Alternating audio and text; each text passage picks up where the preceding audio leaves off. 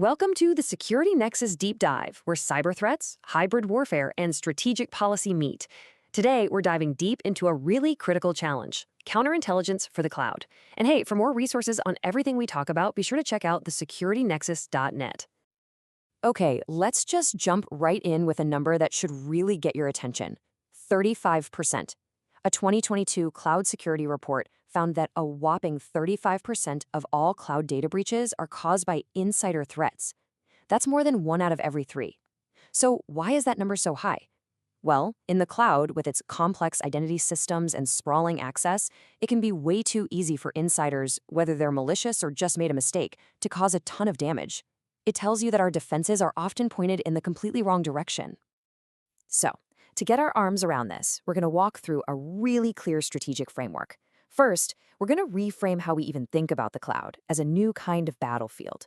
Then, we'll get into the 4 core principles: secure isolation, zero trust access, intelligent monitoring, and finally, insider risk mitigation. Let's get started. First things first, we have to understand that the whole strategic landscape has changed. Moving to the cloud, it's not just some technical upgrade. It's a fundamental shift in how we have to approach security. We're moving away from the idea of a defined perimeter to a world where threats are, well, pretty much everywhere. And this is the absolute key. The old castle and moat model, it's completely obsolete. We used to build a big, strong wall and just assume that everything and everyone inside was safe. But in the cloud, there is no wall. There's no perimeter.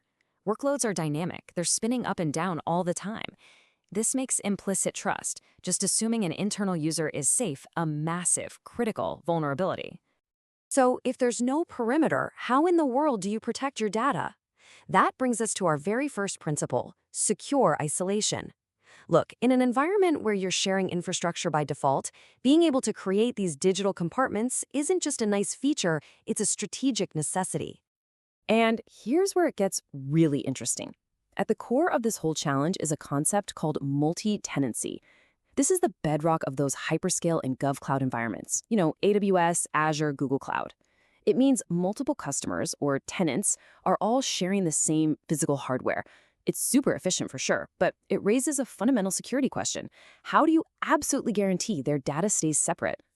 Because when that separation fails, the fallout can be huge. A failure could mean a direct data breach, where one tenant gets access to another's data. It could open the door for side-channel attacks, where an attacker can figure out sensitive information just by watching how resources are being used. Or maybe it's an insecure API that creates a backdoor for an attacker to move from one tenant to another. This leads us right to our second principle: zero trust access. If we just can't trust the network itself, then we have to shift our entire focus to controlling access to the data. And we're not talking about building a simple gate that you pass through once. This is a whole philosophy of never trust, always verify for every single request. A really solid zero trust strategy, like the ones laid out in frameworks like NIST SP 800-207, is built on 4 pillars. You start with centralized IAM. That's your identity and access management. Then you enforce the principle of least privilege, which just means people only get the absolute minimum access they need to do their job. You use just-in-time, or JIT permissions. They grant access for a short time, and then poof, they disappear. And of course, you're constantly verifying identity with multi-factor authentication, or MFA. Now, what's really cool about this diagram is how it shows the process in action. Every single time a subject, that could be a person or a service, tries to get to an object, like a piece of data, it gets stopped by a policy enforcement point. Think of it like a bouncer at every single door inside a building. It asks a simple question: are you allowed to be here right now under these exact conditions?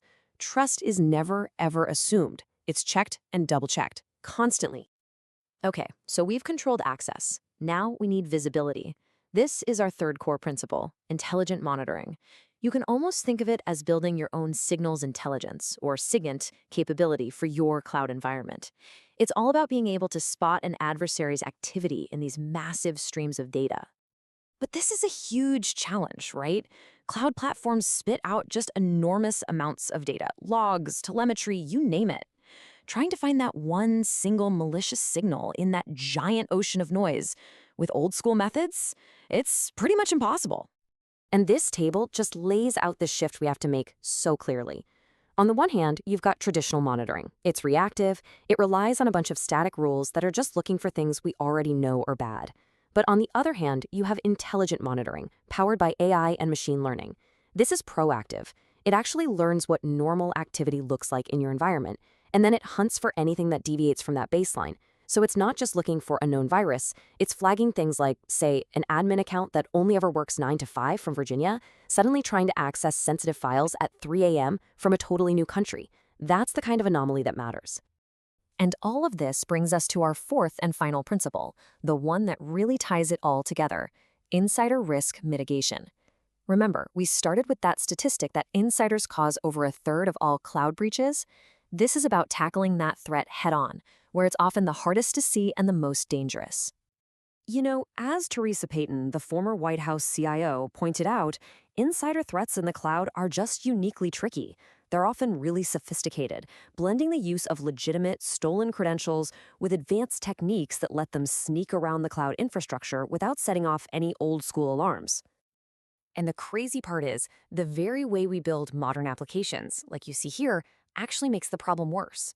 This move to microservices and APIs, it creates all these countless new pathways and connection points. For a malicious insider, that just massively expands the attack surface, giving them way more routes to exploit and move around undetected.